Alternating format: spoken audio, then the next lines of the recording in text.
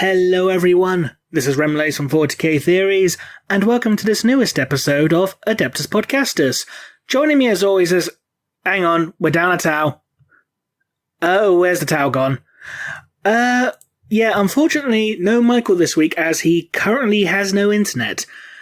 So, he's not going to be here, but do not fret, I'm not alone, for joining me this week is Naerina, aka Lady Malice, or the voice of Homebrew of the Week, or Mama Homebrew as some people have called her. Ah, isn't that lovely? Have so many nicknames. And apparently also an AI and Italian, French and whatever not. Quite Italian, French, Irish, Belgian AI. Yes, beep boop to every single one of you. Hello, and I'm so glad to be here. It's such a shame Michael can't be with us today. Yes, well, unfortunately, these things happen. Yes, internet happens, or rather, does not happen. Well, the amount of problems I've had with my internet is off the chart, so yeah, I can sympathise. Oh, does it just have something to do with your island or something? I'm going to assume so. Either or the weather or someone's dug up the internet cables again, and again, because that always happens, because cowboy builders and all that, but hey, never mind. Yeah, we get to talk about cowboys after a while, after all. Indeed. So, in the news this week, the big news, which came out after we recorded the last episode, Codex Space Marines version 2.0 for 8th edition, which has a crap ton of new things in regards to it, including, yes, the cowboy warsuit thing. With the most epic pose. Yes, one of the sillier things that's come out recently, the Invicta Tactical Warsuit, aka the Stealth Dreadnought with the pistol-sized heavy bolter. What the hell were they smoking? That's a very good question. I'm just wondering, if they were thinking, okay, it must be 5 o'clock somewhere, and whatever not, and with courage and honor, it's high noon. Yes. All we need now is a legitimate cowboy-themed Space Marine chapter now. Because we still haven't got one. I'm looking at you, Black Library. Yet. You have the opportunity, you have the power, make it happen. Didn't they just release that homebrew? Do you want to make your own very own chapter thing also? So basically, someone could make a cowboy-themed thingy. They could, yes. There are actually rules now to have custom Space Marine chapters, which is very good for all you homebrewers out there. Indeed. Won't go into the exact specifics because... Quite frankly, I don't have the codex to hand because I'm still waiting for my copy to arrive. Because there was several editions. There was the Standard Edition, the Limited Edition, and the Indomitus Edition, which was stupidly expensive. How expensive was it? It was 150 quid. Holy crap! Yes.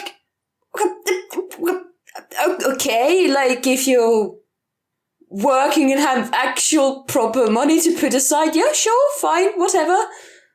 Is it bad to say that I pre-ordered it? As I said, if you have the money to put aside, yeah, well, whatever. I don't yet because I have not received my first pay yet. Which reminds me, I'm so sorry that everything's so echoey in here because I've just moved and started working as a teacher.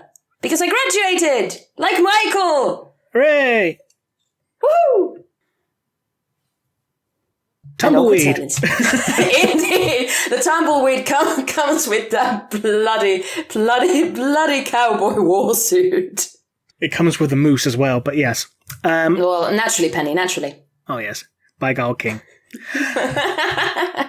And that's not all in regards to Space Marines, because Space Marines have a new Primeira Transport, which a few people have been crying for. I know that for a fact. The Impulsor, which is basically a hover rhino with heavy stubbers, for some reason. I don't know why there's obsession with heavy stubbers as of late. No idea. And now I'm just imagining an actual rhino just hovering over the savannah. How cool is that? Especially with the heavy stubbers. This rhino has attained enlightenment.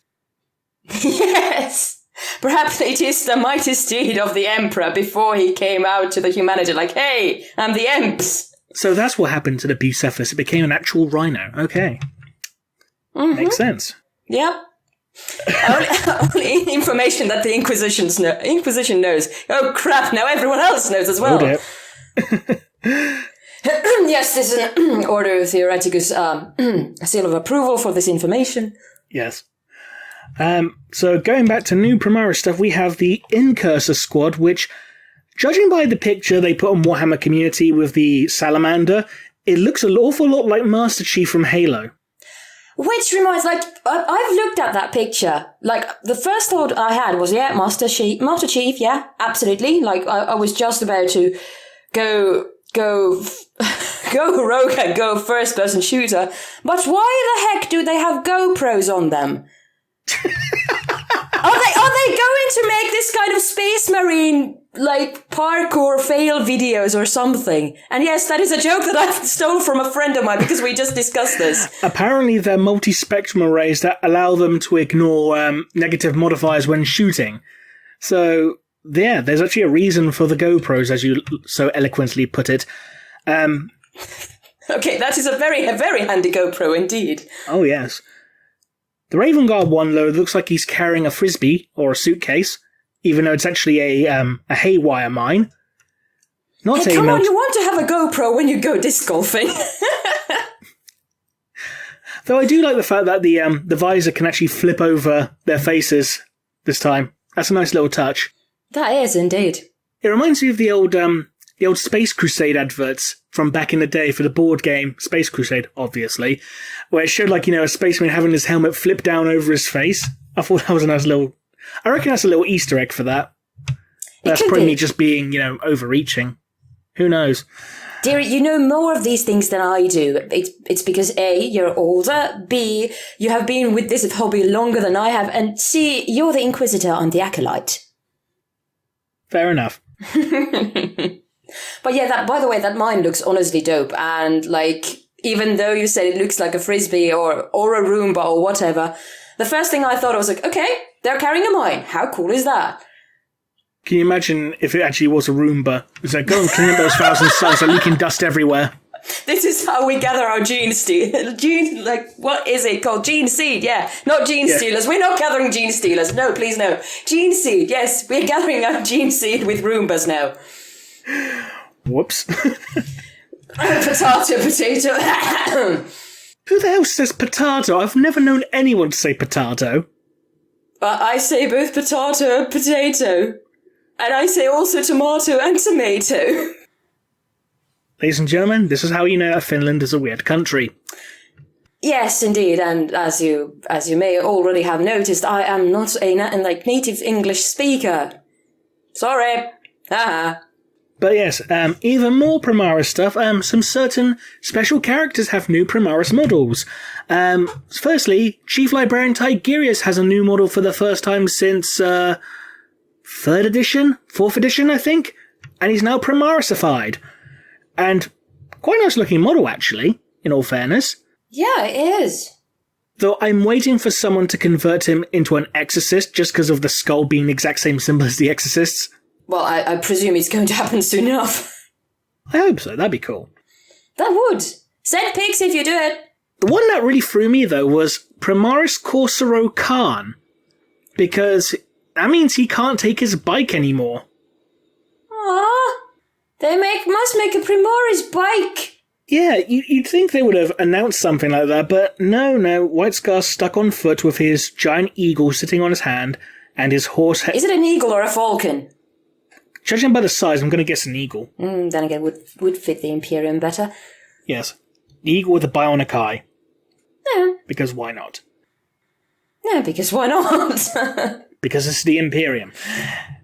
Yes. Which leads us to the next point, that the Codex Space Marines is going to have Codex Supplements, just like the good old days of 3rd edition onwards. So, the first 2 supplements are for the Ultramarines, because of course it's for the Ultramarines, and for the White Scars. Naturally. And people are reporting that there aren't any White Scar Primaris bike units or anything like that, which makes the Primaris upgrade for the White Scars relatively pointless. Oh, poor little whiteys. Yes, indeed. They need to get... Oh, think about Primaris tricycles. How cool would that be? They would be the fastest tricycles in the whole galaxy. Yeah, you never know how many moose power they can have. Indeed. Even the big dog doesn't know. But it'll be a heck of a match though, Penny. Indeed. It's been over a year and people still don't understand what we're referencing, but hey, never mind. Yeah, and it was, like, by the way, to those who are still wondering why the heck are they talking about moose and everything, at least in the Discord server of FortiGate Theories, we actually mention what we're talking about, and most of them still don't get it. I hope that they will find the link soon enough. Indeed. Especially before YouTube takes it down for whatever reason, because let's be honest, there is some very naughty language in that video. Oh yes. Oh yes! Oh, by the way, about Corsair Khan not being able to ride bikes, but did you notice what he has instead of a bike? He has a head. He's holding one. Like, okay, are you scavenging heads now? Well, he is the huntsman, but I thought you were going to make a joke in regards to, like, he lost his bike, but someone gave him head. I didn't even think about that. Oh, God. See what I have to put up with this Inquisitor? Oh, come on, it's the first. I didn't even mention Ian Watson yet. And that doesn't count. Uh-huh. Uh-huh. Yeah, and unfortunately we don't even have Michael to do the head desks here. Whatever are we going to do? Still wait for someone to, make that compilation of Michael head desking. Ooh, think about if it was a remix, like they actually made it something like... Do the hustle. Ooh, yes. But do the head desk. Bum, bum, bum, ba, bum, ba, bum, bum, bum. That's all you need to do. Please, someone make it! Make it happen! So what else is in the news? Oh yes, we have the votes for the Ever Chosen, which is the big painting competition. Ooh, yeah. It's basically just like rate a model from 1 to 5, and yeah, hopefully someone will win. Well, someone will win, obviously, but... Usually, that's what competitions are for. Naturellement. Mm-hmm. Mais nous ne parlons pas français. Or what? ¿Qué? Nada.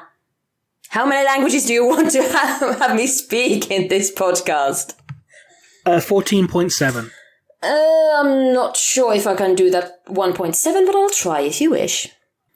We will try. Yes. And people will probably listen to this thinking, what the fuck are you on about? Indeed. I think we're just weird. And we have way too many inside jokes. Indeed. I'm so sorry, listeners. I am so very, very sorry. So going back to the Primeira stuff, because there's still quite a lot, the character models from Shadowspear will be available as separate standalone models, which means you can have the captain in Phobos armor and the librarian who's tipping his fedora going, "Milady."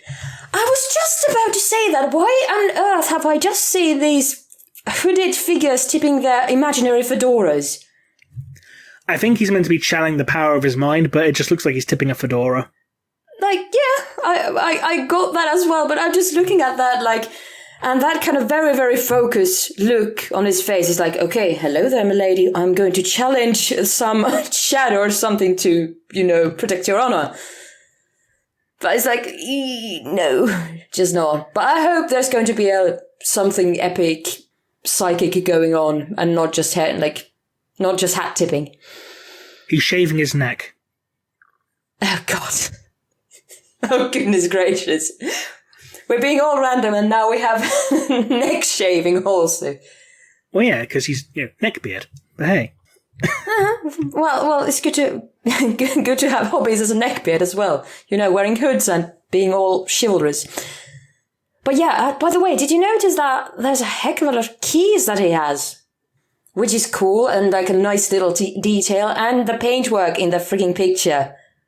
Did they highlight those? I would assume so. Whoever painted that, good on you. Very nicely done. Yeah, he's done a better job than most of the stuff you see out of Forge World these days, unfortunately, because a lot of the Forge World stuff is, well, quite amateurish in comparison. Though luckily, these new models for Necromonger appear to have a halfway decent paint job. So we've got 2 new Bounty Hunter models revealed, one of them looking like Jason Todd, aka the Red Hood from Batman. Makes you wonder if he's escaped from Conrad Kurz. Ha, ha, ha, ha, ha, ha, ha, ha. It might very well be, but with this logic, who is this mysterious assassin? I don't know. It's not Joker, at least, because Joker would keep him alive. True. To quote a wonderful, wonderful singer-songwriter, Face it, Bats, you'd be lost without me. Indeed. And also, a couple of new Hobbit models have been revealed, and I don't know if anyone actually cares. Oh, I haven't seen them. Show me. Show me. Yes, one looks like a little mayor, and the other one's got a rock. The mayor of Hobbiton. Oh, God, I love him. I freaking love him. If no one else cares, I care. I want to think that this mayor character with his pompous little hat and medal is making a speech or something. And that little rascal with the rock is just going to throw that rock at him. Looking at the mayor model now, I just want someone to model a feather in his hat. Oh, yes. Just so you can have, a little, Hobbit pimp. He's got the pimp. Because he's got a big gold chain. He's got, the twin tail coat. He's got the cane. But he doesn't have the fur on that coat. That's all right. You can model on with modeling putty. It's all fine. Okay, fine, fair enough. So when you're ready with this Hobbiton Pimp Town, just let me know and give me the pics, Rem, because I'm sure you're going to make one. If I ever get the model, but yes. There you have it. Send him the model. Though what I will do, I'll actually give him a beard so he can be a squat pimp. And make him a bit more FortiGate in that case, Of course, naturally. Yeah, more skulls. More skulls? Oh, well, obviously. Duh. Why wouldn't you have skulls? Indeed. It's a very important part of your structure. Of course. Yes, some prefer them human, others don't. Indeed. And in other news, Black Library submissions are open, so if you ever want to write a story for Black Library, now's your chance. Oh yeah, isn't it about these kind of close-knit groups that are fighting together or something like that, if I read correctly? Yeah, basically you got a choice of 3 themes for the submissions, which is Betrayal from Within, Against the Odds, and Hunt for Glory. And basically it has to be like a kill team size force or like a squad or something like that. So, yeah. So if you want to submit your writing for Black Library, make sure you got some character bios describing your key characters, a 1-paragraph summary of the story, and a 500-word sample of the story to showcase your writing talents. Indeed. Make Mama Homebrew proud. Show your talent. I know you can do it. I even have a story idea that I would have loved to write for, just for myself or for Black Library, but it does not fit to any of these categories. Ah. So when are you going to write something, Rem? If I ever get the chance and the time. I generally... so basically, do I have to kidnap you to Finland? Right, boy, right. You'll get cinnamon buns, don't you worry. That's fine then. But yeah. Yeah, this is how you do proper payment in cinnamon buns. I pay you in cinnamon buns. 1 cinnamon bun equals 500 words. Yes, indeed. So basically, chop chop, get to work. And it gets to the point so that, I want an apple dandy. I'm sick of cinnamon buns. Oh, shut up, you get nothing more. I have some brownies if you want. Sorry, ate them all. But honestly, if you ever come to Finland, I'm gonna, bake all kinds of things. I might be a bakeaholic. I may have a problem with, flour. That sounds bad, doesn't it? A little bit. That sounds really bad. Yeah, but let's not tell the listeners. I hope they did not notice. I'm sure we're good. Just gotta drop the belt. Yep. And if the worst comes to pass, we'll just take the gorilla position. By God King. But yes, what else is there in the news? Oh yes, the Cal Jericho novel went on sale the other day, the limited edition, which is... this is not me spoiling the book because I've not read it. I'm just going by the actual physical book rather than the story. The paper quality is crap. How so? You know how a really nice piece of paper feels nice and smooth, and silky or whatever? Yes. Dearie, I do drawing and, all kinds of arts. I know good paper. Of course. Yeah, the paper quality in the Cal Jericho novel feels like sandpaper. Just don't bring it close to any, Iron Hands chapter. They might try to eat it. Ew. Yes, I can make these horrible jokes as well. Now there's 2 of us. Yes. All we need now is someone to say about Ferris managed catching las cannon beams with his hands. Didn't you just talk about this like last time in that podcast? Yes, we did. Yeah. We had the author on as well to talk about it. Oh, goodness And he said he did it gracious. because it was, the reason why Ferris did it was because of rule of cool. Well, duh. I would do things for rule of cool as well. Because with his magical fingers. No, wonderful liked him so that's much. that's way too easy. I'm not going to go there. Dearie, you have to have some effort. You're right. I usually don't have to make as much effort with Michael, though. Yeah, sorry, I'm not that good of a head desker. Never mind. Yeah. Oh, by the way, there's another book coming as well. I'm not sure if it is out yet. With everyone's favorite Ultramarine and the cover, if I say correctly. Cat Sicarius. Yeah, Knights of the Crag. Yes, my copy of it actually came yesterday before it's actually released, and I'm just surprised by the fact that he has a Tom Selleck mustache. What we can say about this is just that he's a Rogal Dawn fan.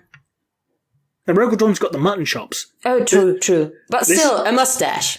This is a Tom Selleck mustache. So basically, it's now canon that Catus Sicarius is now Magnum PI. Oh, God. Can you think of that? Like Magnum PI. With this kind of voice! You cannot unhear it, can you? I'm gonna go Mickey Mouse now. No? Let's just hope he's not dating anyone called Monica. Oh, God. And I wonder how many people got that reference, but hey, because I feel really old now. Yeah, go get your cane. I'll get the Hobbit's pimp cane, there you go. That's very good. Are you sure it's not too short for you? That's where I can lengthen it, it's fine. True. That's very good. But yeah, I don't remember where I read things about, like, Ultramarines and their captains going to the warp. Like, just ending up in there and just coming back. But I'm wondering if it is the warp that does this thing to their voice. I like to personally think that when he takes off his helmet, he just sounds normal, and it's just the helmet speaker that's faulty. You know, like in Up, with Doberman's voice box. It's just that. Yes, absolutely, yes. Like, helmet off is like, by your word, Lord Gilliman. Okay, I noticed that. I don't know. Like, should we actually like do something about that voice modulator? No. It gives some motivation to the troops. Something fun. It's not very intimidating to the enemy, though, is it? Oh, that's his All tactic. the orcs just going, "What the dog?" Yeah, it's a surprise tactic. But yeah, what else is there in the news that's not Age of Sigmar? Because I know we had a lot of Warcry stuff in the last couple of weeks, and I think we covered most of Warcry, to be honest. Aww. What about the sisters? Did we talk about them? No, we didn't really, no. I think we very briefly touched up on the Repentia, but they've since announced the Canoness model, I believe. Yeah, it looks so badass. I absolutely love it. I'm not 100% sure about the back collar thing, which makes it look like a chair, but I do like the overall design. It's just that back collar raised bit that's... I don't know, that's the only thing that's throwing me off. The Ultramarines have a freaking chamber pot or something like that in their, like, signia or insignia. That's okay if that's just a chair. Okay, point taken, but still. I'm sure this is going to be one of those cases where you actually have the model in hand, it'll look a hell of a lot better. Most likely, yeah. But I think this is very promising so far. It is. It is indeed. And did you notice what it says on the stuff? Moose. No, dearie, no. I can't read it. You're the one who reads more of us too. You should be able to do this. Faith and Fire, I think. Yeah. Oh, yeah, nice touch. I just noticed that. Or is it Faith and Fury? It could be Faith and Fury. Faith and... No, it's Faith and Purity? We're good at reading in horror theoreticus, as you can see. I'm just going by the novel, because the novel's called Faith and Fire. Faith and one thing or another. You can tell us in the comments. Faith and fun. Burning is fun! Yay! And you got the theme song for the Firefly Funhouse start playing in the background. Well, just saying everything on fire. God. We're so glad that you're our friend. But no, dear. It's like after that, it should be when you're there leaving it, like, we didn't start the fire. Oh, God. But hey, it's just Prometheum laced with love. Oh, yeah. That's a nice little callback. Isn't it? But yeah, I think the most interesting part of this model is that right leg of hers, that kind of, Bionic. an automail sort of thing. The bionic leg. Yeah. I think it's really cool because she actually looks like she's been into a battle and not just like, I'm a pretty girl in an armor. Yeah, looks like a grumpy, hard-ass old woman who doesn't take no shit. Yep. Basically.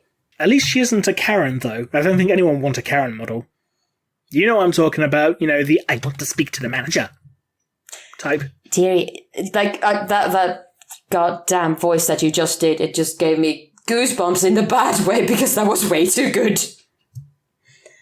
Like, excuse me, I want to speak to your manager about this heresy that is going on. Where's the Primarch? I want to speak to your Primarch about this. Oh, God. No, just no. Nope. Goes up to Gideon and says, I demand to speak to the Primarch, sir. Okay. Hi, I'm the Primarch. How can I help? Oh, God. Think about if that Canada's or any sister of battle went to the actual Primarch store. I'm going to go to head office and get you fired. So I'm going to go to the Emperor himself and get you so fired. She was never heard from again. Indeed. And by fired, she meant, by Prometheus. You just see a servitor walking along with a Karen haircut. It's like, oh, God! Even I would not want that servitor. That would haunt my dreams and my every waking moment. But still retains her personality. It's like, excuse me, I want to speak to the manager.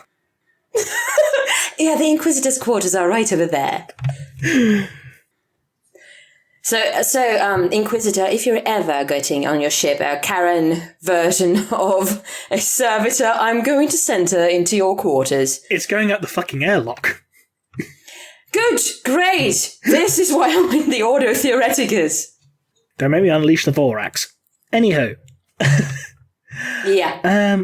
What else is there? There's a lot of people showcasing their own custom chapters. New thing for Vermintide too. New enemy in Vermintide 2, apparently, which looks like a Minotaur, I think. I don't know, I can't quite see. But it looks like Beastmen, so Beastmen's good. Oh, yes, Beastmen are very good. I've not played the game because my laptop can barely run Dawn of War, for fuck's sake. My laptop can't run Terraria without, being very, very slow. Oof. And it's lagging. Yep. That's why I have consoles. Indeed. And they also had something about the Warhammer Citadel, the cafe in America, which I can't remember what state that's actually in. Oh, it's in Texas. Well, everything's bigger there, so I guess Warhammer as well. I guess so. And yeah, if you go to the Warhammer Citadel in Texas around the 28th of September, you can get yourself some art prints, a Primaris Lieutenant with chainsword and the Orc Skull who needs the cigar in his fingers, the Stormcaster model, a backpack, a book, some swag.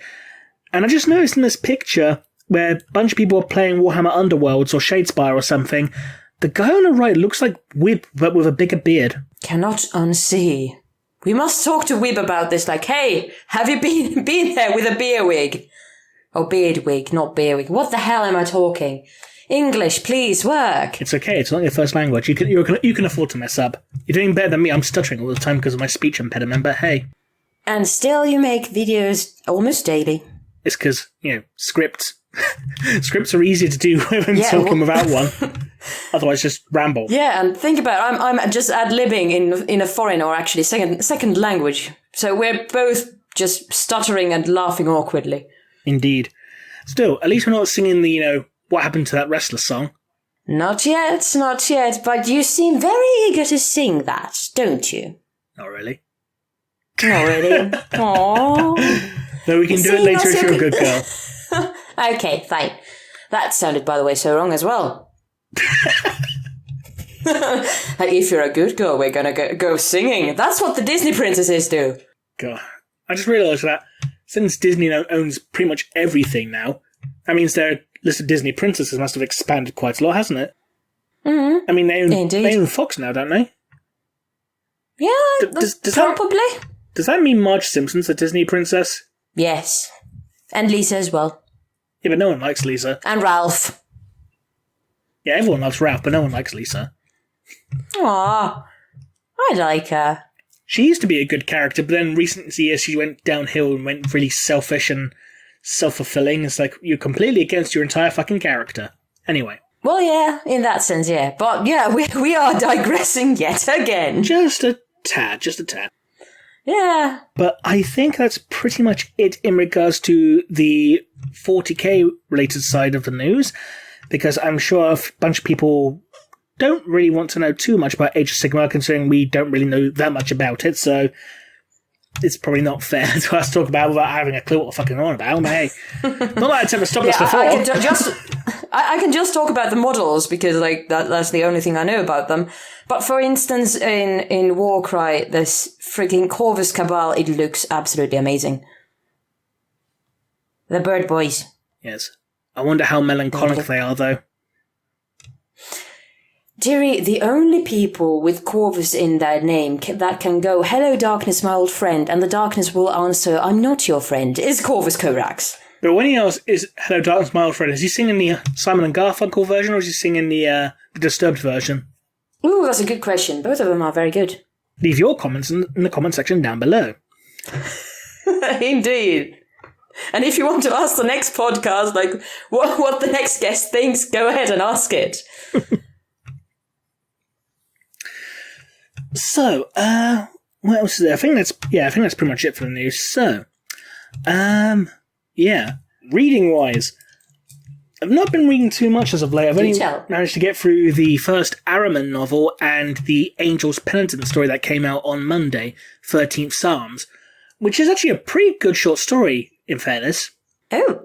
What is it about, if you don't want to, spoil things? Basically, well, it's a short story that you can get finished reading in about 10 minutes, so I think it's fine to go into detail with this one. But with 13th Psalm, basically a squad of Angel's Penitent are looking to track down and destroy their own artifacts that they created when they were part of the Angels Resplendent, because, as the Penitent, art is bad, art is heresy, art is sin. I'm such a sinner then. Indeed. And they go to this one planet to track down a mirror that was created by one of their librarians, back when they had librarians, and the house they go into is belonging to the planetary governor, or governess rather. It's strongly implied to be a haunted mansion.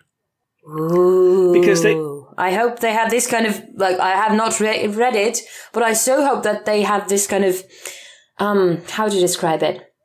Ghostbustery or Luigi's Haunted Mansion kind of, vacuum cleaners to get those ghosts. Unfortunately, no. But there is some neat little paranormally bits to it, not over my mouse, never mind. Anyway. Okay. Fair enough. But yeah, so this mansion's on an ice world, and they go inside the mansion. None of the windows are damaged or anything like that, yet it's colder inside the mansion than it is outside in the snow.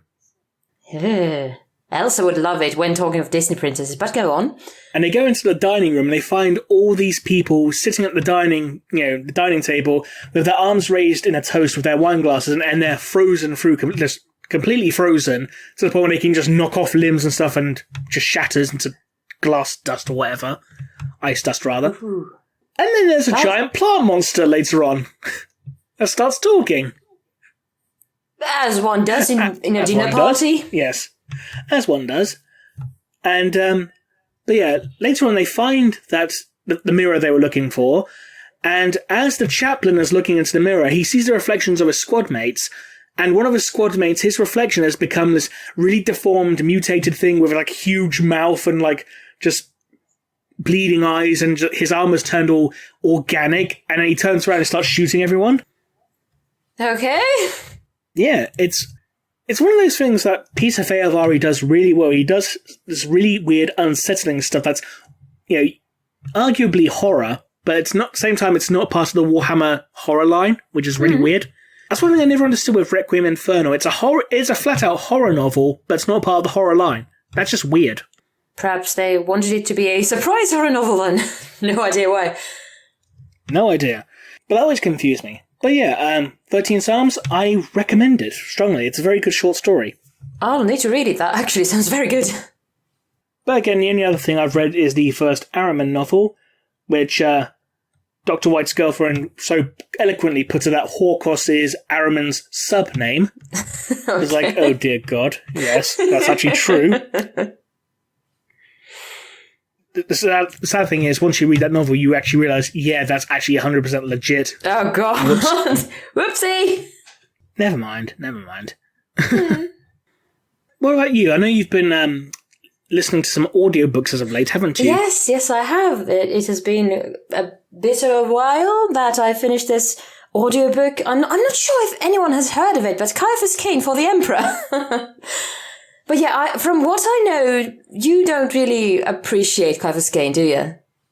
No, I'm not much of a fan personally. Yeah. I actually really enjoyed it. I like the kind of roguish type of character that Caiaphas is. This kind of like, yeah, everyone thinks I'm a hero and I can kind of end up saving the day, but I don't wanna. I don't really like it. Mom, help! Kind of brings it like closer to human being and being a human in a sense that, okay, scary things are scary. For a minute I thought you were going to say it brings him close to being Blackadder. Ooh. Well, if you have a cunning plan that is made by a fox that has just graduated from the University of Cunning, then sure. But my absolute favourite character of that book, Jürgen. Baldric, basically, yes. My favourite character is the Baldric of the book. Yeah, but yeah, I really liked it. I absolutely liked it. Sometimes it was a bit long-winded, but I really liked it. That's good to hear. And have you started any of the other books that you got for your birthday the other year? Yeah. Oh, yes, I've started Eisenhower series Xenos one. But because I had the move and everything, like I've been very hectic in my life, I am yet to finish it, but I really like it as well. I like God damn it, I've forgotten his name. The character that is always babbling and writing things down. Oh yeah, I know who you mean, yeah. Yeah, I love him. He's an amazing one. That's good to hear. Yeah. And FortiGate-wise, nothing else, but other nerd-wise, yeah. Kind of, sort of. I've started reading a book called Good Omens. There's a series of it, from what I've seen on YouTube. But you can't watch it. Never heard of it. Never heard of it. Goodness gracious. Don't you know this kind of, there was this author called Terry Pratchett. Oh, yeah. Oh, yes.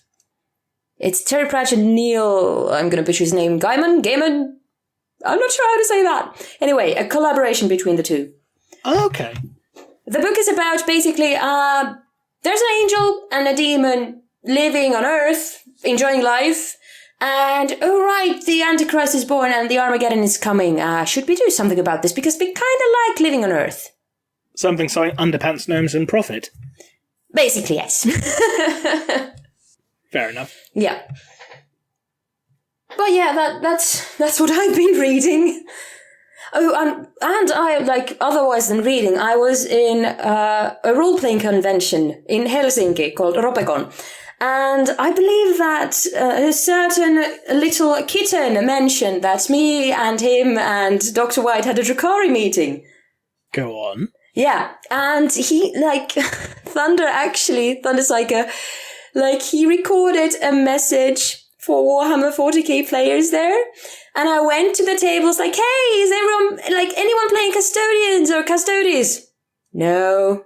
Aww. Okay, well, you three that are here, do you know if the Emperor detects the speech device?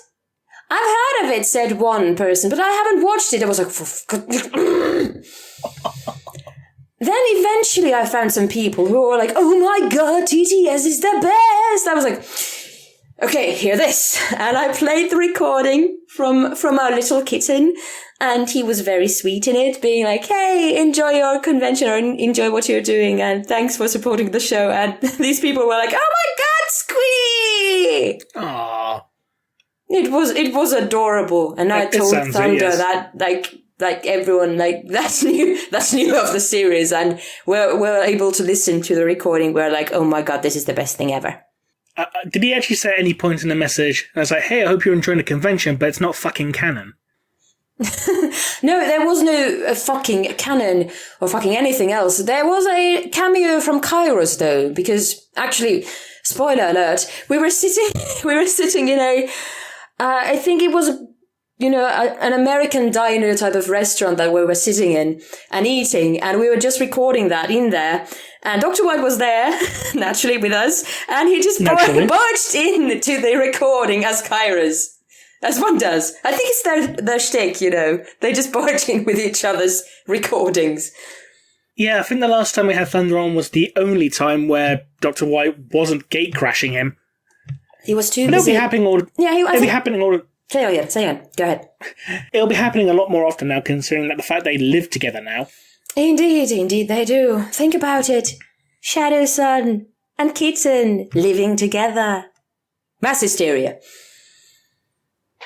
Yes. Indeed. But what was I supposed to say? Yeah, I presume he was way too busy, like, drinking something dire or something. I hope not.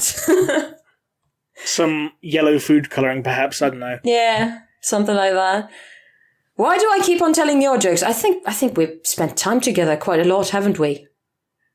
You'd think that, wouldn't you? Yeah, indeed. Oh, and by the way, while I was, like, from the last time that I was here, I was in Great Britain and had that Drukhari meeting, and I met a very, very weird Inquisitor as well.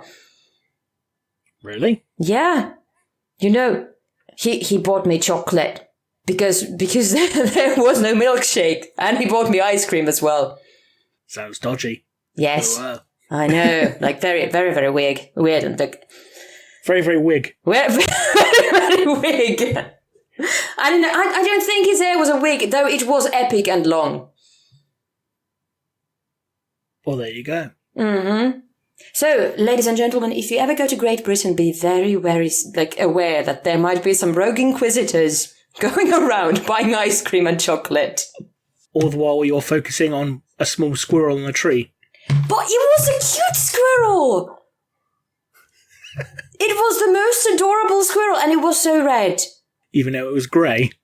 It was so red in comparison to ours.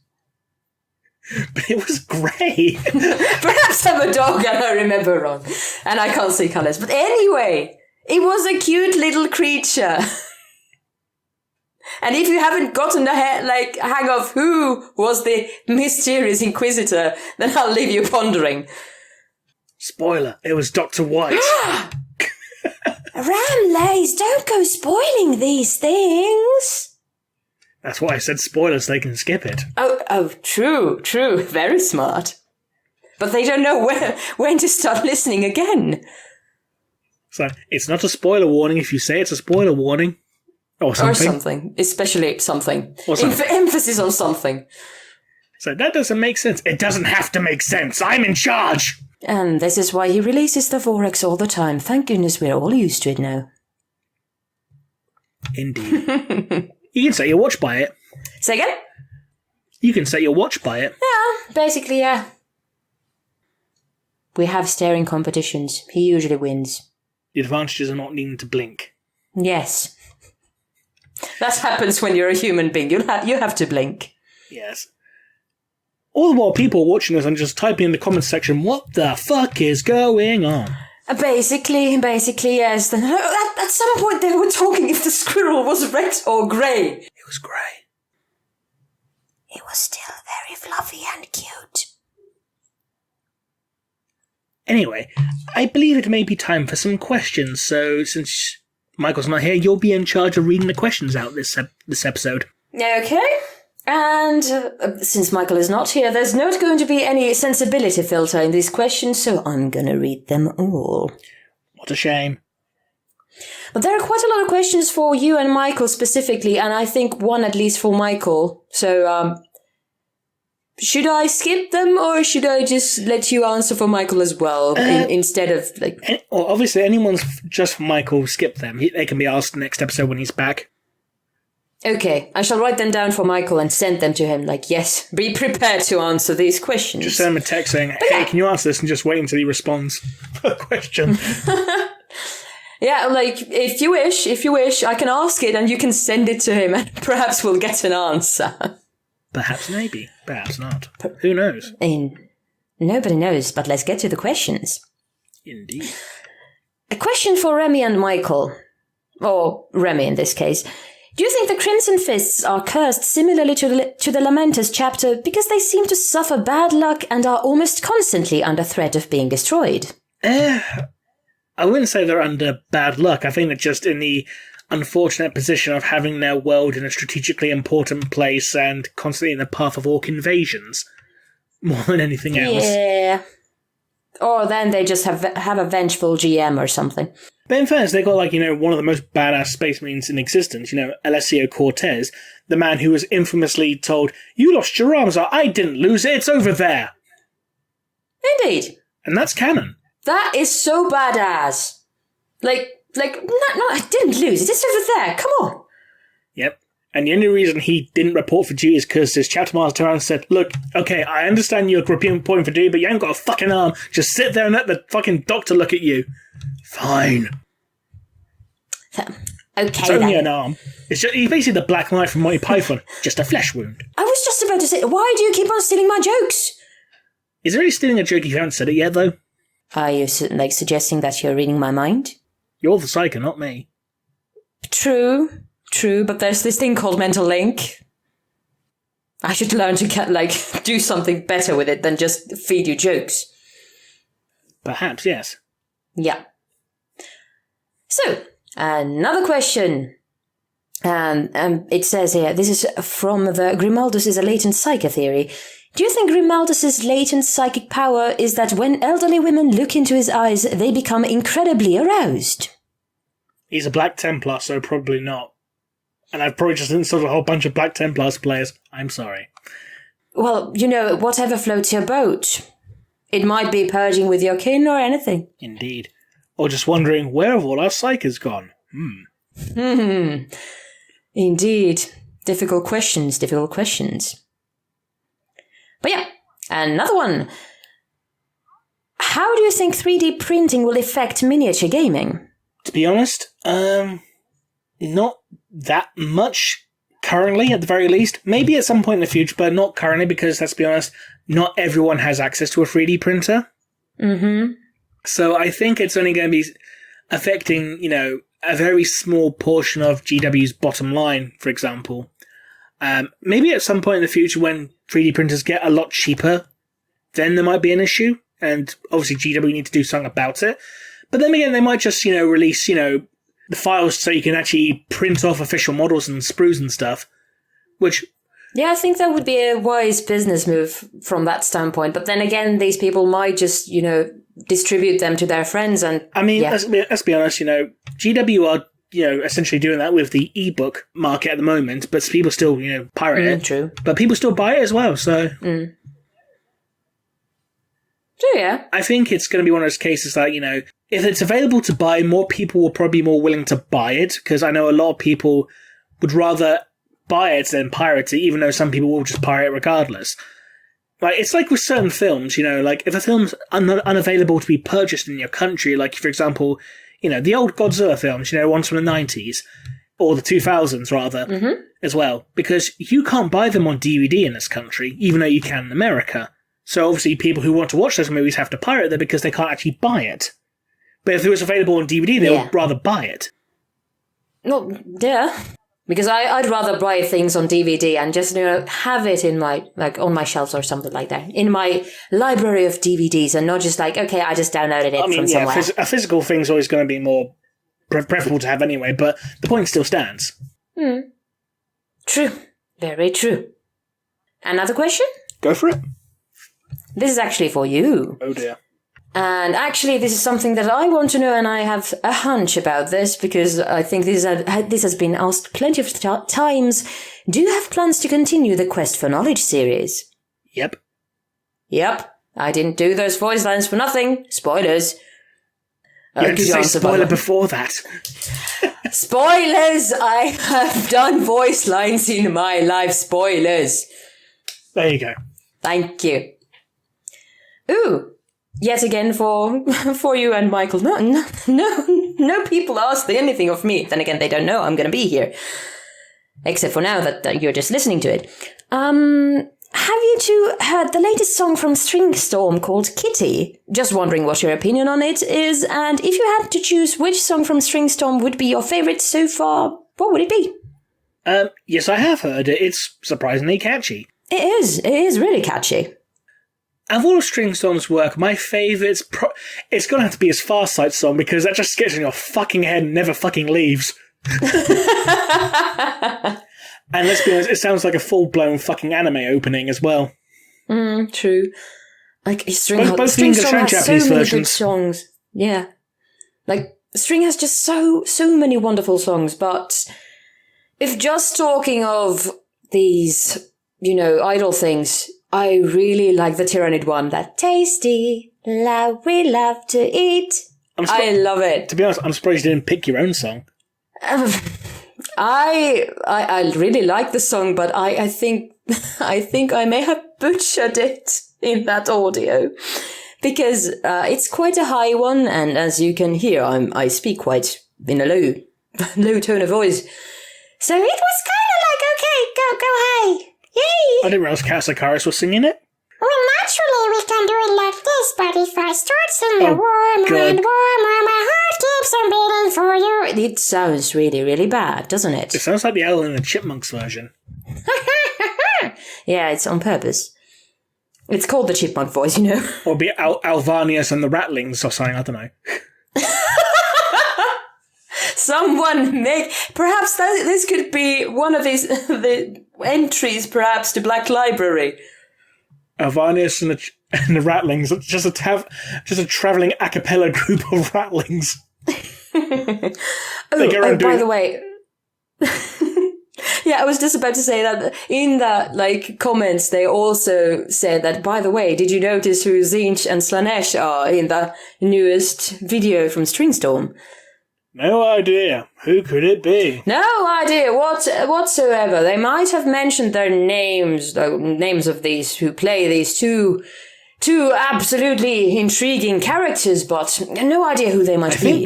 I think one of them's Oculus Imperia. Oh yeah, and I think one of them is made by Stringstorm himself. Yeah, very, very weird. But yeah, moving on. Relating to that last question, for Remy and Michael, which is the best 40k idol? Me. I'm not singing that. When are we going to hear you sing? You really want me to hit a fucking What Happened to That Wrestler song, don't you? Mm-hmm. Okay, I wonder how many people out there actually watch Cultaholic, firstly. I assume it's quite a few if they watch wrestling as well, but hey. I hope they do. I hope at least someone recognizes this. Fuck, do I really have to do this? Yes. Mason Ryan, Stevie Ray, Earthquake, Alundra Blaze, Zach Gowan, Norman Smiley, Bam Bam Bigelow, Ahmed Johnson, Tori Wilson, Zach Gowan, Robert Gibson, Tave Taylor, Terry Taylor, and Godfathers Ho. Do do do do do do do do do do do do do do do do do. Dwayne Gill, Adam Baum, Michael Hayes, Cole Vaughn, S.A. Rios, Jim and I, the manager from Kai and I. That's all I know off the top of my head. Fuck you. That was awesome. It was dreadful and you bloody well know it. It was great. Everyone commented. It was awesome. I'm proud of you, Remleiz. But yeah, in addition to yourself, who is the best 40k idol? I have no idea. I should hope you have. Because we're still waiting on about 2 of them at least, aren't we? Mm-hmm.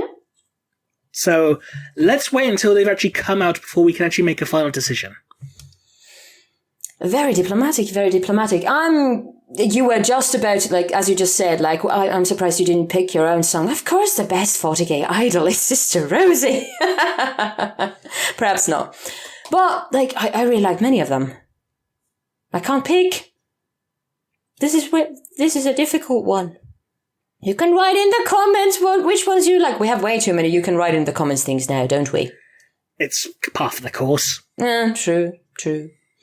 But yeah. Anyway, next question.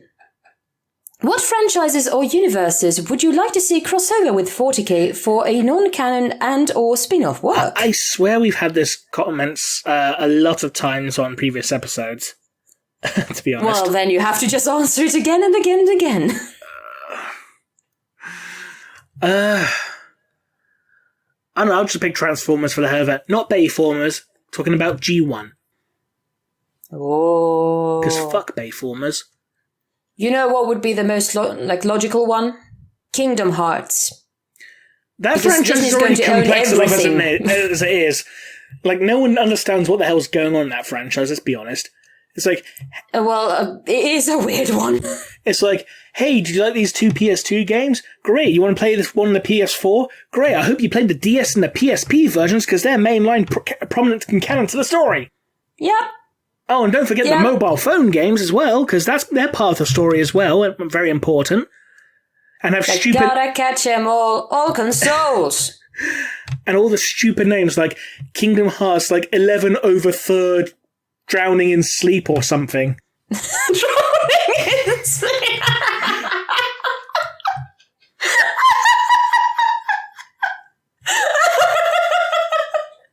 Oh, God! Kingdom Hearts 3, Drowning in Sleep! Oh, God! Prove to me that's not actually a real title. It's not, because Kingdom Hearts 3 is already out. It's not called Drowning in Sleep. No, I'll tell you what ones we do have. We got Chain of Memories, Hearts 2, Kingdom Hearts 358 over 2 days. Yeah, that's a weird one. Birth by Sleep, Dream Drop Distance, Unchained X, Union X, and VR Experience, the story so far, all in one package, 1.5 plus 2.5 remix. And I'll say this now. Kingdom Hearts sucks. There you go. Hot take. I think it's adorable. It's not my favorite, but it's adorable. It's kind of like, aw, you goofy little thing, pun intended. Like, go ahead, go play. You're good. You're a good boy. Go to this swing and swing around. I can't take Goofy seriously ever since I heard that one guy doing the voice dub of Goofy with the perfect Goofy voice saying like, now listen here, Max, your father doesn't have sex, he fucks. Oh, yeah? Yeah, with that at the end as well. Mm-hmm. And thank you for that. I have no, I cannot unhear that. I mean, let's be honest, do we know where Max came from? Do we know who his mother is? Because that means, Goofy had to have sex at some point. Oh, yeah. Besides the origins of Goofy, they're very... Actually, he's a hardcore character, but we're still digressing. Basically, he's going to get into what he's going to yuck you up. No! I don't think this is funny, Goofy. Gosh. I was trying to think of other Goofy quotes apart from the yeah ha ha ha hooey. When he dies over and over again. I want to imagine Kato Sicarius going, if he's falling, going, Yahoo! So speaking of Goofy, this is the last time I go back to him, but I know it was, canon in one of the cartoons that his wife was having an affair with the milkman. He just opens up the door for the milkman, and the milkman just kisses him by thinking it's his wife, and Goofy's like, what the yuck just happened? Yep. Goofy had some interesting moments in his life. I'm sure people are thinking, why the fuck are you talking about Goofy? But then again, when we had Zegron on the show, he spent about half an hour talking about how Splatoon was basically, Kimura. So, we've had weirder conversations on the show. Fair enough. Then again, we've done Disney princesses, you've done some singing, and yeah, everything's game now. With not a single head desk in sight. Indeed. This is what happens when the inmates run the asylum. Indeed. Ha ha. Next question. Next question, yes. Have either of you, meaning you and Michael, read the Salamanders Omnibus? And if so, what did you think of it? Nope. I haven't read it either. So. Sorry. It's good to have it. Have not read it. I hope it has good things in it. I've only got 2 books of the Salamander series. That's Salamander and Rebirth's not even part of the same series. It's like the sequel series that never actually got continued. It's like it's meant to be of the Rebirth trilogy or whatever, and only had the 1 fucking book. Aw, that sucks. In fairness, though, I think Nick kind of got called away to say, like, look, you need to do these Horus Heresy books. Okay, can I go back to Salamanders afterwards? No, you have to write a book about Cactus Sicarius afterwards. Oh. Perhaps at some point, in 20 years, or something. Though, speaking of that Knights of Macragge book, I love how the synopsis is, like, from the author of Damnos, and I'm thinking, you're meant to want to have people buy the book, not turn them away from it. Aww. Because Damnos was one of the worst books I have ever read. It was just so unapologetically boring. Oh dear. It was painful to read. But I was like, I really do not like this book, but I need to finish it because I've started it now and I have to fucking finish it. And what the fuck is going on? Okay, we've got telepathic communication with Tigerius and the Necrons, and that these flayers are running around saying, I need new clothes, and oh, Karius died. Oh no, he's fine because the Dreadnought beat the shit out of a Necron Lord. The end. That random part of people wanting new clothes was perhaps the best. Yeah, that actually happened. Oh, and God. by new clothes, he meant new pelt. Like new skin. Fair enough. It was good to go shopping from time to time, I think. Yeah. Next question. What color are the Space Wolves? Are they baby blue or blue-grey or grey-blue? It's so confusing. Say that again. What color are the Space Wolves? Are they baby blue, like baby blue, or blue-grey or grey-blue? It's so confusing. It depends what period of time you're looking at the Space Wolves, because Heresy-era Space Wolves are more of a gunmetal grey, whereas modern-day Space Wolves are more of a light powder grey. This would be such an epic moment for a 50 Shades of Grey joke, but I'm not gonna do it. I have standards. Because we all know the joke is 50 Shades of Grey Knights. Indeed. Or the version with Peachy, 50 sprues of grey. Or 50 shelves of grey. And this, children, is how we make bad jokes without Ian Watson. No, this was something that Games Workshop actually put a video out about 50 shelves of grey, and people were complaining. And people were complaining that Duncan wasn't in the video, and I think someone on the official Warhammer Instagram basically turned around and said yeah, but if we put Duncan in it, then the sexiness will be off the charts. Very true, very true. Those 2 thin coats are very, very persuasive. They leave nothing to the imagination, though. Mm-hmm. That's why they're so thin. Anyway, next question. Yes. Could English, please. Could pre-Heresy Magnus survive in Age of Sigmar? How much damage would he cause by accident? This is Magnus, so probably a lot. Yeah. And he's going to do plenty of wrong if he goes there. Yes. So he survived as well as the next, overly powered super sorcerer. But I don't know enough about Age of Sigmar to compare him to, to all the other, characters. So unfortunately, I can't really answer that question. Sorry. Yeah. So, the sky is the limit. I hope if it goes further, it'll be even more disastrous. Basically. He'd wind up in his Sigmar term, please don't fuck up. Okay, but it's really hard. I'm trying, but... But yeah, next question.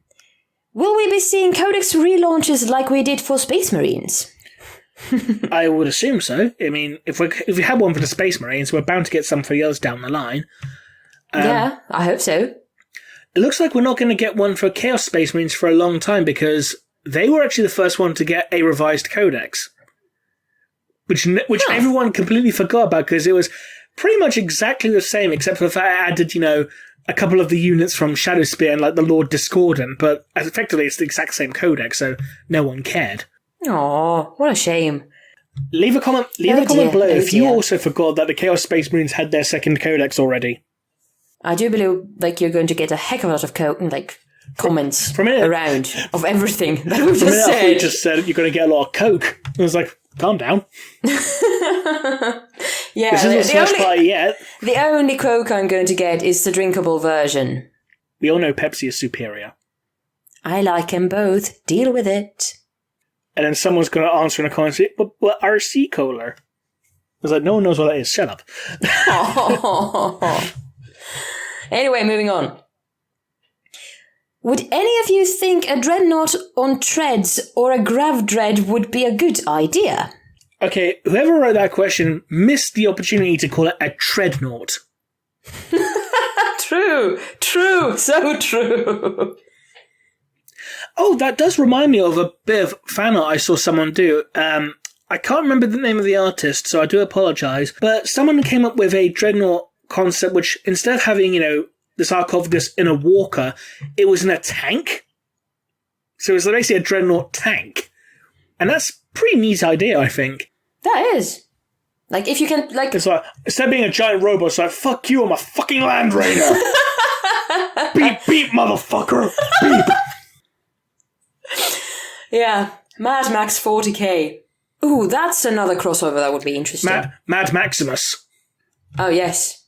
Mad Maximus. Absolutely. Dun, dun, dun, dun, dun. There. Purely based on chapter tactics, who made out like bandits with the new codex? Haven't got the new codex in hand, so I can't tell you. Sorry. Yep, no idea. Your question is now pending. You're waiting for an answer, as are we. Another question. Do the Mechanicus use the Tithe Space Marine gene seed when creating Skitarii or Servitors? If not, why not? I think that they're off limits apart from, making Space Marines. Yeah, because there's so little of that gene seed, from what I hear. And not to mention, it's something, the Emperor creators, we can't really fuck with that too much. I mean, yeah, we can try and modify it, but if we try and put gene seed, in Skitarii, ugh. And let's be honest, Skitarii are more machine than man anyway, so it'd be kind of a waste. Yeah. Why put enhanced biology in where you can just replace it with huge mechanical components that are probably cheaper and easier to install and quicker too. True. Very true indeed. Nothing to add there. And memes aside, since the Blood Raven's history has been sealed, they have a higher than average number of psychers and venerate the Emperor above all others, that they share their gene seed with the Grey Knights and the Exorcists? Goodness, that was a long question. I've seen this pop up on my Blood Raven video comments, and I think it's an interesting idea. I'm not entirely sure if they would be descended from the Grey Knights, considering that Grey Knight gene seed doesn't have the high propensity for psychers. It's not tied directly to the gene seed, because the Grey Knights just simply recruit more psychers, as far as I'm aware. Because the Exorcists don't have that much in regards to the number of psychers, so, otherwise, they have the same amount of psychers as the Grey Knights do. And we know that, biologically speaking, there is nothing in the Blood Raven's gene seed to suggest why they would have more psychers from a biological perspective.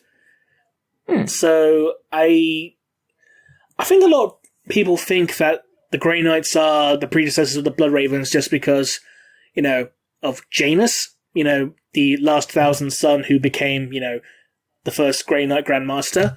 And a lot of people seem to think that his gene seed is the basis for the entire chapter.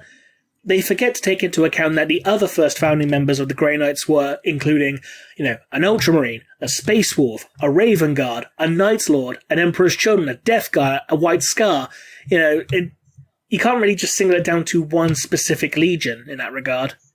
So it's basically, by their powers combined, we have this legion. By your powers combined, we have Captain Planetfall. True. Very true. If there's going to be a Badab War 2, Electric Boogaloo, over the replacement of Primaris Marines, who else would join Gabriel Seth in that rebellion? Part of me wanted to say the Dark Angels because they didn't really like the idea of Primaris Marines, but just took them on because, like, you know, well, if we refuse, then they might start investigating us and learn about the Fallen. We don't really want that. Yeah. I don't know. I don't really know of too many chapters that were really unhappy with them because Ultramarines took them because, you know, hey, it's Gilliman's orders. Okay, we'll take them. Crimson Fist, yes, please, we'll take all you got. We'll take all, just, you know, I'll take all your entire stock. I'm trying to think who else. I think the Flesh Terrors and some of the other Blood Angel successor chapters were the main exception off the top of my head. Mm-hmm. There could be some others, but I don't really know of any others, to be honest. But yeah, that would be an interesting electric boogaloo to say the very least. Indeed. But yeah, what if everything that's happened in 40k since Gathering Storm is all a dream that either Gilliman, the Lion, or Abaddon is having? Then it'd be a complete fucking cop-out. To put it bluntly. Yeah, it would be a very, very, very, very, very, very, very, very, very, very, very bad episode of Dallas. Oh, God. And yes, now I'm old as well. Or General Hospital, where it turns out that everything was the dream of some kid with a snow globe. Oh, God. And it turned out because of that one episode, pretty much every single TV show in existence all took place in that kid's head. Because the show had a crossover with Law and Order, which had a crossover with CSI or whatever. It goes on and on and on. So, if we ever see... All of reality is in this kid's snow globe. Oh, God! If the galaxy is in a Tyranid snow globe, what do we do then? Stick your head between your legs and kiss your ass goodbye. Basically. That is a good tip. Boys and girls, ladies and gentlemen, there we have it. And next question. Is it possible by using an anathema blade to wound or corrupt a Tyranid hive mind, similar to the wounding of Horus and Gilliman when striking a Norn queen?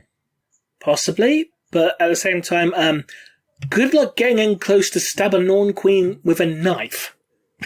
Essentially, considering that that's going to be at the heart of a hive ship, you know, which is in the middle of a complete hive fleet, which is going to have some of the biggest and most dangerous creatures guarding the Norn Queen. Yeah. And you've got a knife.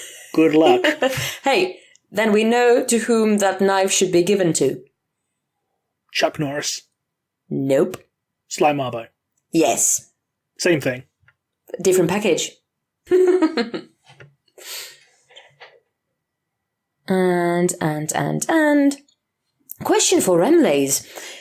What is the Adeptus Mechanicus' ultimate goal with their bodies? Since they keep replacing more and more of the organic parts with machines, might they at some point in the future go as far as trying to recreate the process that turned the Necrontyr into Necrons and apply it to their own bodies?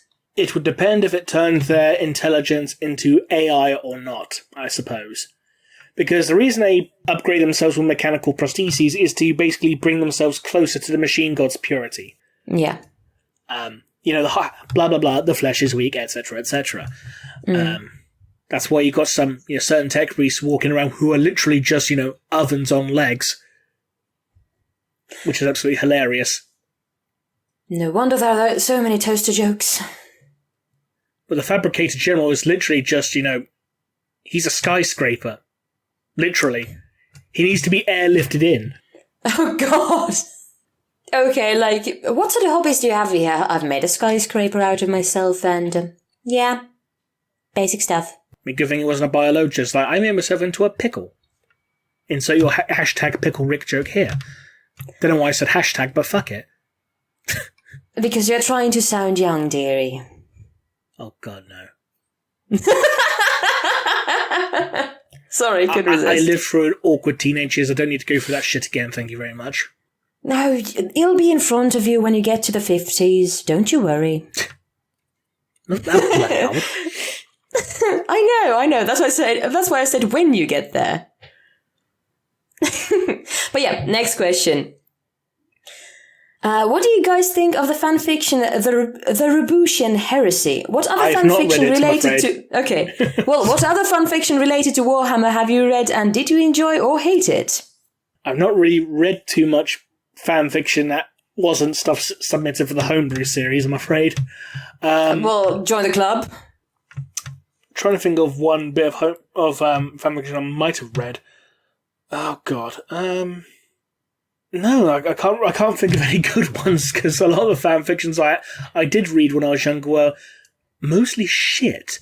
I suppose the only ones I can think of, well, some of the few rare ones I can think of that aren't 40k related that were any good, would probably be the Wrestle Crabs rewriting the book series where they take a wrestling storyline and change certain elements, say, like, what if this happened instead, kind of thing. I suppose that counts as fanfiction, doesn't it? Kind of, yeah, sorry. I'm not that well versed with fanfiction. I very rarely read any of it. I'm going to say Wrestle Crab counts as fanfiction, so I'll go for that. Fuck it. Yep, now it is fanfiction. Very good. Yeah, I've read very many homebrews. I'm not sure if they count as fanfiction. Kind of, sort of. It's fanfiction in a way. It's fanfactions. Fanfiction. Fanfactions, yes. Fanfaction fiction. There you go. I have read a lot of fanfaction fiction because of the homebrew of the week, and like everyone's had very good ideas there. So I can't really say like, okay, this is shit. I'm not gonna read this because honestly, from what I've read, like they all have their very good moments and little, how to say this in English? Je ne sais quoi? Yeah, kind of, sort of. But, little sparks of light. Even if not all of them are, like, masterpieces written by whatever expert authors or anything. But still, you can see from all of them. Like, I think I said the last time I was on this podcast that they all have a piece of the writer's heart in them. And I think that's the most amazing thing. Fair enough. Yeah. Going wholesome. But yeah, are there any stories of NCOs and CEOs getting into arguments about how to lead their men? I'm pretty sure there has been. I think this has been touched up at least in a couple of the Gaunt Ghost stories, I think, off the top of my head. There was something similar in the whole Enemy of My Enemy story, which saw this Imperial Guard general allying with the Orcs. To go against the Nids because, like, hey, the Nids are going to eat us. So, how about a temporary truce? Okay, that sounds good. Sounds like a good fight. And, like, the staff sergeant was like, you can't be serious. Allying with fucking orcs? What, are you fucking mental? Like, yes, I am. Do we have a better plan? That's still one of the most entertaining short stories I've read in a while as well. Just seeing these images of, like, these orcs saving human children from, termagants and stuff is like, what the fuck is going on? It's just mental and I love it. Wholesome orcs. This is why I love orcs. The orc literally just grabs the kid and just chucks him out of the way to shoot a termagant in the face. Aww. That is adorable. I need to find this story. No, the adorable bit is when you got the orc general, or orc bot, he calls himself General Tacticus. He's at this battle strategy meeting with the Imperial Guard, and they got these models of tanks and planes on the map. And he just picks up the tank and starts going choo choo with it, like a little toy car. Oh my god, that is way too adorable. And the Imperial Guard general just looking at him and said, like, "Are you quite done? We need that." He's like, "Sorry, no, yeah." I thought it was. It's like, I was having fun. He's like, this is so awesome. I can't take it. It's like, do you have any plans on how we take out these Nids? How about we use Dakar? Yeah, that is Lots a solid of Dakar. plan. The bestest plan. Use the flyboys to dock the Dakar, and then you go in and crump them. As you do. And the Imperial Guard was like, that just might work. Oh God, honestly. Pretty much. So shooting them, that might work. What? Shooting our enemy? No. That's how nothing. That's not how you wage war. I was using it to cook me beans. Takes about 30 minutes to heat them up though, because it's a bit cold. I don't know what I'm talking about now. Yes, you're going all orcish. I was going for Cockney, but hey, just Cockney Guardsmen. If I say potato, now will I be stoned? Maybe it's because I'm Acadian. I love Katie. Oh, God. And here we have it. Remleiz is a Disney princess. He keeps on singing. Crikey. I know it's more Australian, but an Australian Disney princess. Speaking of Australian Disney princesses, Rocco's Modern Life is back. Yay! That made me happy. Woohoo! That is very good. That is very good indeed. But do you have, by the way, your cell phone over there? Because here's the question for Michael. And that would be, what is the closest thing we could build that the laws of physics would allow to a stasis field? I have no fucking clue. Me neither. Physics is not my cup of tea. Or recaf. So I hope Michael will answer that in the next podcast. So, cliffhanger from that. Anyway, next one. Ooh, question for everyone/anyone. What would you think would be the bare minimum of regular humans to kill a Primarch? Think a feudal world army? Probably more than that, to be honest. I think assassins are not counted as normal human beings. Because otherwise I would have said one. I suppose it depends on the world in question, really. Because some worlds, if it's going to be like, a world full of, scrawny underhive gangers and that, they might not be, might take quite a lot of them. Where if it's a world of like, something like Catachan, for example, I don't care who you are, but if you're going to be living on Catachan, you've got to have to be hard as nails, ain't you? I mean, So what if we think of a feudal world army then, like the feudal world people? I mean, they tried on Caliban to kill Lionel Johnson with, an army of knights, and that didn't quite work out, so... I'm just going to say it depends on the world in question, because if it's from, like, again, if it's like Catachan, you probably get away with just having, like, 10 Catachan jungle fighters. That'd be more than enough.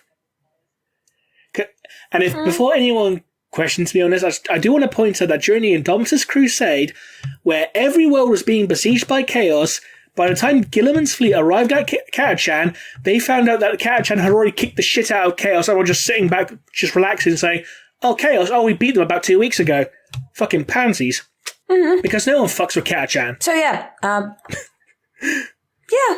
take these people seriously. Even the Chaos doesn't fuck with them.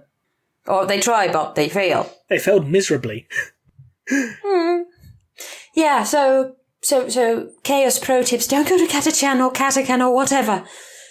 It's a silly place, like Camelot. Anyway, next question. Have the Necrons forgotten the process that turned them into Necrons in the first place? If not, could the same process be used to turn other species into Necron-like creatures? I mean, that was the whole point of Necron Pariahs back in 3rd edition. They literally just kidnapped human pariahs and forced them to undergo the biotransference process. Really? I did not know that. Yeah, but again, this was back in 3rd edition, before they got the huge retcon in 5th edition. So I don't know how much of that will be canon anymore, because pariahs haven't been seen since 3rd edition. Fair enough. Oh, goodness, I'm going to butcher a name now. I'm so sorry, everyone. Do you believe that the Fires of Syraxia will ever come out? For context, it was a Force World book that was about the Admech versus the Tau. Would have introduced Tagmasa back to 40k. At this point, I don't think they'll ever release it, to be honest. It's a shame, because it would be nice, because I want to complete my Imperial Armor, collection, but I doubt they'll ever release it at this point. That is really a shame. Shame, all around shame. They're so busy with that Horus Heresy and everything. How dare they? I don't know. It's like something's going on in that thing. Ooh, another one for you. If Malice ever gets the power to rival the other Chaos Gods, what role would he play in the great game? Now I know this... Now I know his only goal is stopping the other gods. What I mean is, how would he go about and achieve this goal? For example, sending his demons to Khorne and stealing skulls from him, making the false information for Tzeentch, trying to free Isha from Nurgle, and for Slanesh, saving Eldari's souls from it. Thanks in advance. I was just going to say, you know that TV show It's Always Sunny in Philadelphia? By name, yes. Right, basically that scene where Charlie's just says "I've cut the brakes. Why'd you cut the brakes? Wild card, bitches! Yeehaw!" and just jumps out. That's basically Malice in a nutshell. That's what he'd do. He'd just be wild card, bitches. So yeah, that sounds like, what's your plan? I've cut the brakes to our car. Yeah. Or then, to quote, I think it's The Road to El Dorado. I'm not sure how it goes in English because I've seen it only in Finnish. We don't have a map nor a plan. El Dorado. Ah, you should sing more. No, I'm terrible. That's all right. Doesn't matter. It does on the internet. And yet you're singing on it. So am I, for that matter. Yes, but you're actually good.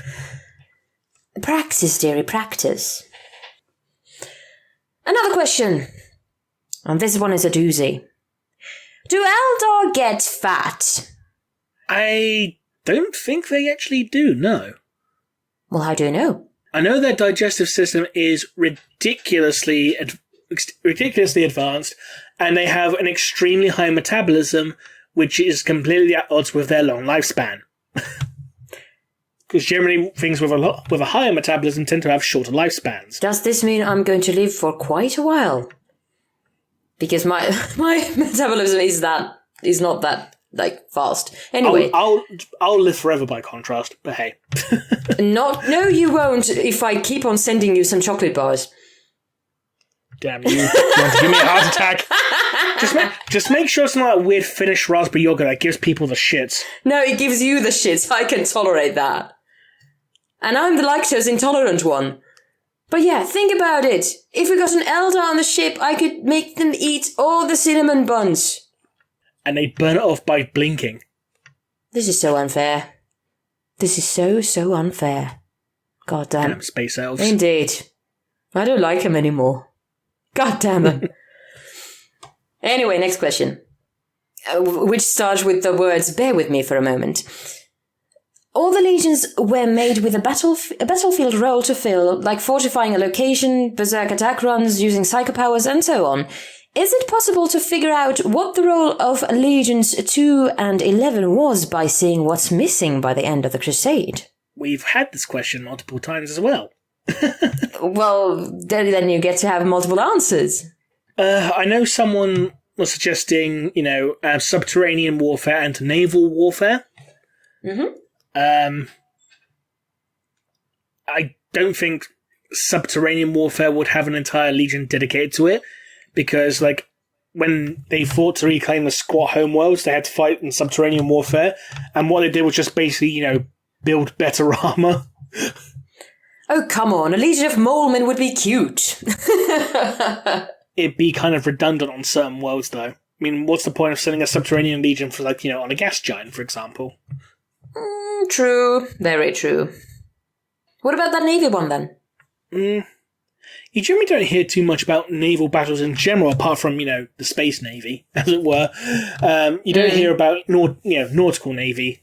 True. So I don't think that's going to be... Unless you're going to be fighting on an ocean world, you're not going to really have much use for one, to be honest, in this day and age. Yeah. Yeah, very true, actually. So, perhaps we'll never know. We'll never know. We will never know because, Lost Primarchs, off limits. We won't know anything in regards to them. True, we can only make theories about them. Pun intended. Apart from the fact that the second Primarch was very quiet and hardly spoke. That's literally all we know about him. It's he spoke so little. It's oh, damn you, Josh. He must have been the underground Primarch. Pun intended. The Emperor's Mimes Legion. They were silent. Yes, indeed. I don't know why that is so funny now. The Primarch got his white face paint with the little, black and red, accents and stuff. It's black and white armor. So basically black and white armor with red dots on their cheeks. Yeah. And all their equipment, they don't have any visible equipment because it's all mimed.